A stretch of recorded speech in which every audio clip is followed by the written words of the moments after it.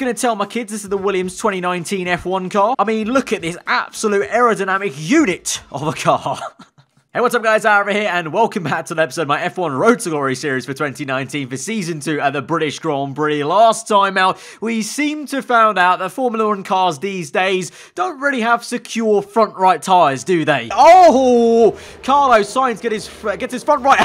Oh my god, both of them get their front right tyres sheared off there, and Kubica comes into the picture almost like some choreographed dance. And so as we go into our home Grand Prix, and the team's home Grand Prix, we hope that our front right tyre can remain stable and on the car, basically, because it's a very important Grand Prix. And last season, we had a bit of a Williams civil war. It didn't end well, so hopefully we can make up for it in Season 2. Oh my, no. No, no, no. Development failed on the car. Weight redistribution, engine cover, failed.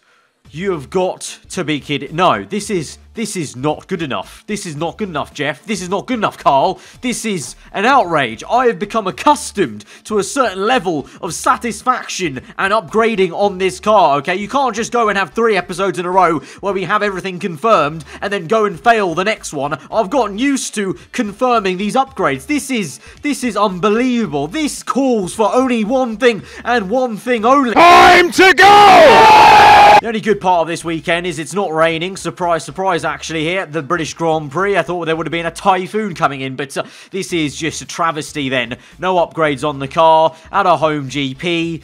It's all set up to be a bit of a miserable one, unfortunately, but we have to get on with the job, though, at hand here, and we go to qualifying then for the British Grand Prix. Overcast conditions, so the track a little bit colder, and I don't know if that's going to help anything, really, in the corners. If anything, that's going to make things worse for us in terms of a tyre warm-up here, and you can see P3 at the moment, but in the span of one corner, you're about to see a magic trick as we go down about, what's that, 14 places down to P17 there, so brilliant one brake zone for us into Village, as we now go through Maggott and Beckett's. The car actually okay now, P10.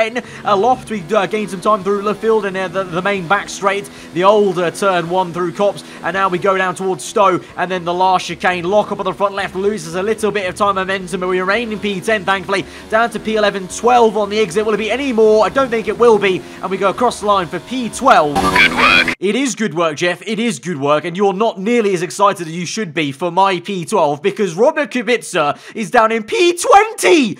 1.9 off the pace. What happened, man? You're on a roll. 2 episodes in a row, about 3/10 off. You come to Britain. What's gone on? What is it? It's not the home advantage. It really didn't give me that much time. Did you just fall asleep? I know the car can be quite boring to drive, but did you fall asleep at the wheel? So I don't know what's up with Robert then. So it looks like I'm carrying the entire team once again at the British GP then. And at least that's one thing. He's far away from me. He can't cause any ruckus like he did in Season 1 potentially. So we go in with an open mind. We're P12, just outside the top 10. So anything's really possible from here, to be honest. Take unnecessary risks. And that's some interesting advice from Jeff. That's some very interesting advice from Jeff, actually. Take unnecessary risks. I can see maybe why we're in the position we're in as a team from previous years, if that was the team mantra for everything we do at Williams. Take unnecessary risks. Yeah, definitely take a punt on that R&D development. That's going to get us into a kind of dead end. That's going to see our car drop 2 seconds in the next regulation change. Yeah, definitely take that risk. Let's just get into this, though. You guys know the deal by now. The strategy will be a one-stop. We're going to start on the soft tire, and we go to 5 red lights. Suit the British Grand Prix, our home GP, and we're underway. It's initially an okay start, but then bogging down a lot in 3rd and 4th gear compared to the lightning start we had at the Austrian GP. But into turn 1, little bit of clattering on the left-hand side. I think a Ferrari has just gone off there as we're just forced to the outside there by the Racing Point car of Kimi Räikkönen, narrowly missing some contact on the front left there. Virtual safety car has been called out very early on then to try and clear that debris from the Ferrari, and I believe my teammate was also caught up to that. Let's see about this. Robert Kubica into turn 1. What's going to go on here? It's, oh dearie lord, for 2 races in a row now, Robert Kubica's front right tyre absolutely comes off like, well, just Lego, really. Actually, Lego's a lot more stable than that was. Probably more like a sculpture made out of playing cards, really. So now back on to our POV, then we're waiting for this virtual safety car to go and end, but we've got some time to gain because we were side by side with Räikkönen as it came out. So I'm going to be a little bit cheeky here and start the virtual safety car green flag there as we go side by side with him. Down the inside left field we go, and we're going to get a very cheeky place. You've got to play the cheeky card when you're at Williams here. You've got to be wise, you've got to be wily, you've got to basically try try and outsmart the engineers that have not been very smart while building the car basically in this car, and that's what we did. Nip down the inside. We have the timer there on the top right there for the delta time in green, so why not do it? So we're up into P10. Raikkonen immediately tries to take us out there, and as we understeer nearly clearly off to the grass through Maggots there, through Beckett's now, trying our best to wrestle the car through to chase after Nico Hulkenberg, but having to do some major weaving to break the toe here, and I feel like I have a hunch this might be quite a long afternoon for us. The car doesn't appear to be very quick actually, and lacks a little bit of race pace that we maybe had at the Austrian Grand Prix, but there's some battling going up ahead, and potentially that might come through for us, as the two McLarens will go hammer and tong. We saw the French GP, sometimes they can come to war, so I hope everyone at Williams, even back at the factory, is crossing their fingers right now, watching this on TV, praying for a crash here between these two orange cars, but alas, right now we cut to the most useless camera in the Formula 1 game history. I can't see what's going on for all I care. He's gone side by side, he's done a double backflip behind this car. I can't see, I don't know what's happening. Here we go, finally, the second McLaren may as well have done a double backflip. Look at the time he's lost in that corner. Moving on then to the middle of lap number 3, still in this train with Nico Hulkenberg, still looking behind us and seeing Kimi Raikkonen. It's all stalemate here, ladies and gents, at the moment. Nothing's really coming through. Our car is not very quick, and it's being humbled very much so here at its own backyard, which is just very bad news indeed. But we open DRS, and we just about only stay ahead of Raikkonen. Where is the engine pace gone? It's like we've just changed our engine out for one that wasn't there in Austria, so I don't know what's going on here, but it's all rather disappointing at the moment. And Raikkonen has now hit us on the rear, and that's how slow we are into the corner there. Raikkonen's literally just outbraked himself and smashed the rear end like Sebastian Vettel did on Verstappen in the real-life British Grand Prix. And now there's a 3-wide moment behind me, and that's definitely not going to end well, I would guess, as we go through then for another lap. There we go, yellow flags. I knew it. There was going to be some sort of incident there, and it's going to be a full course safety car as Romain Grosjean is out of the Grand Prix. Ricciardo out of the GP as well, it would seem, as we're on board with him. Look at this replay. What's going to go on here? And it's another front right. What did I say at Austria? What did I say at Austria? It's an epidemic in Formula 1 right now. For only £1 a month, you can help Formula 1 teams get better right front suspension arms so they don't DNF at the Grand Prix by literally a touch of wind. So the full course safety car is out then on lap number 4. We've had quite a lot of action, and there's only been 4 laps, so it's all been quite mad here. But Hulkenberg continues on. Don't know why. Bit of a silly move here, because why would you not get a free pit stop for everyone in a one-stop race especially? You're going to go for the free pit stop. So here we go then. It's one of the longest pit lane entries in Formula 1 on the game here, and we just have to sit tight and be patient. But I've got to pray that, you know, forget every other time, this has got to be the race where our pit crew have the fastest pit stop on this pit lane. Our team's not very good at much, but what they can do is a fast pit stop, as they've shown in the past. So they need to come out again and do it, because we could jump some people. The McLarens are double stacking there, we saw. And so here we go. It is a 1.8 pit stop there. It's a fantastic pit stop, and we get ahead of Alexander Albon. We're up into P8. We entered the pit lane in P10, and we're exiting it in P8. Only Williams, you can only get this kind of dynamic and amazing pit stop crew from Williams F1 Racing. It's all we're good at. Hey guys, do you want to see some pure comedy? Look at this. Oh, it's absolutely marvelous. Look at that. The two McLarens held up. Carlos Sainz been sat there for ages. Lando Norris is only leaving his pit box now, and only can now this Carlos Sainz come in. Oh, it's absolutely, it's gold. It's gold. So now we're on the restart then, lap number 6. We're just about over halfway through of this Grand Prix once we cross the line, and it's time to go again. P8 then, and we're going to gain some free positions for sure, as some people are already entering the pit lane then, I feel, on the minimap there. But look at how much time we've lost on the exit there. The tyres as cold as a block of ice there. Obviously, the Williams car doesn't really generate too much downforce to push the tyre into the road to generate that heat that we need on the restart there. So alas, we have to try and look behind us more than forwards.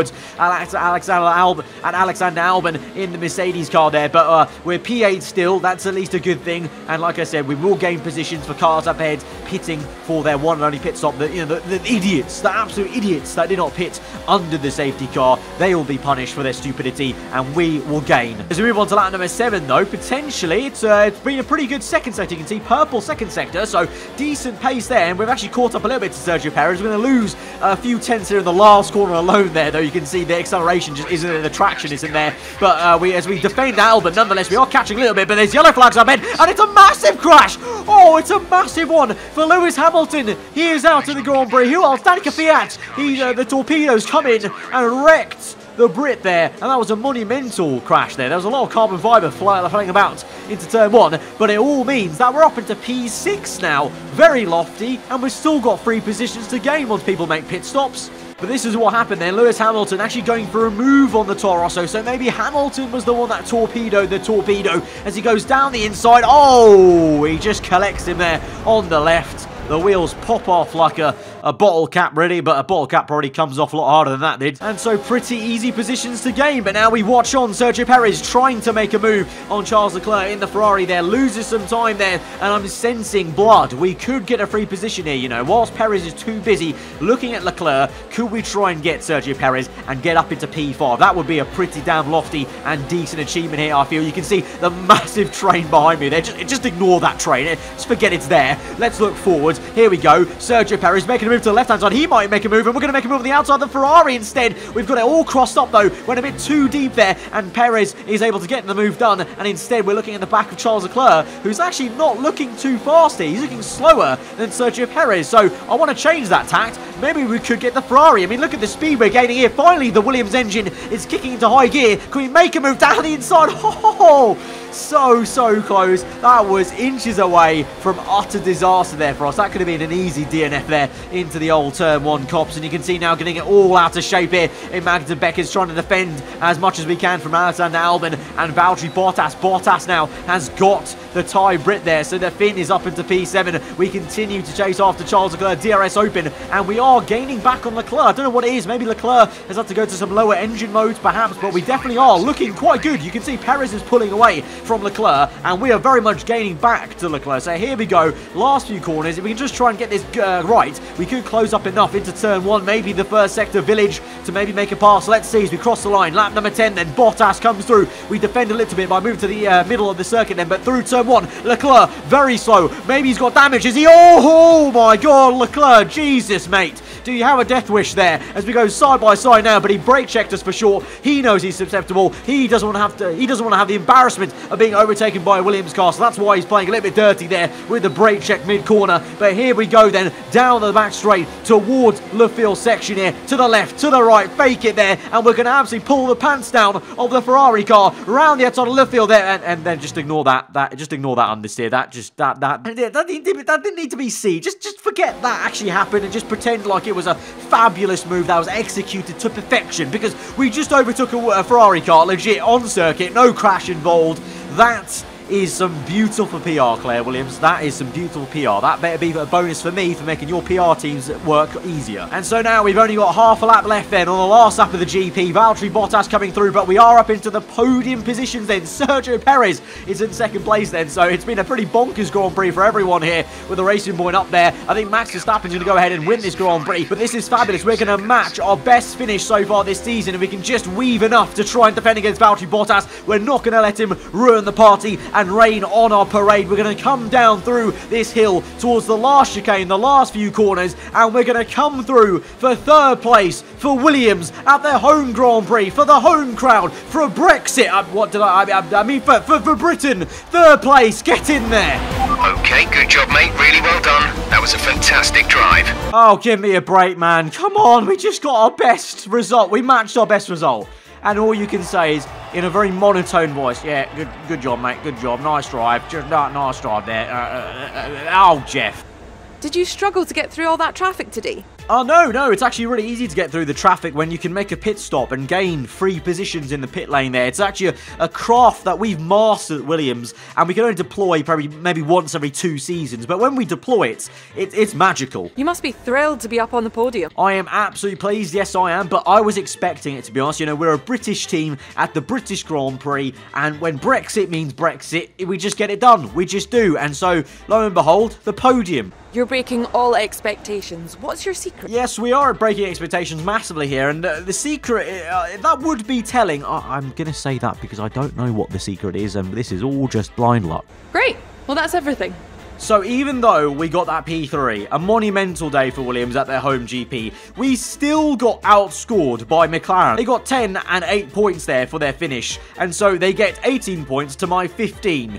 So I just want to say, Robert Kubica, Pick up your pace, mate! But all in all, there is a decent Grand Prix for me individually, of course. Another great effort, another podium back to the Williams factory. They'll be very, very happy with that, and that will surely try and be a kick up the arse for those engineers to maybe not have a failure next episode. Because I swear to God, if this becomes a trend now, where we go back to having failures in a row, I might just have to jump off a bridge. So just don't let it happen, Carl. Don't let it happen, Jeff. If it does, there will be strong words of an explicit nature that I'll have to bleep out because I want to avoid demonetization on the video. But we go ahead and fix that part that failed, and we go and purchase another weight reduction, and that will get us pretty close to Alfa Romeo then on the chassis side of things, which is pretty exciting because obviously we know the engine's there, the chassis is now finally getting there, and so the next thing will be probably to focus on aero then as we get onto the kind of tail end of the season. But guys, if you did enjoy that episode, then be sure to smash that like button. Let me know your thought in the comments below. If you are new around here, subscribe for weekly forum content. I've been aarava. Have a good day. I'll see you guys next time. Goodbye.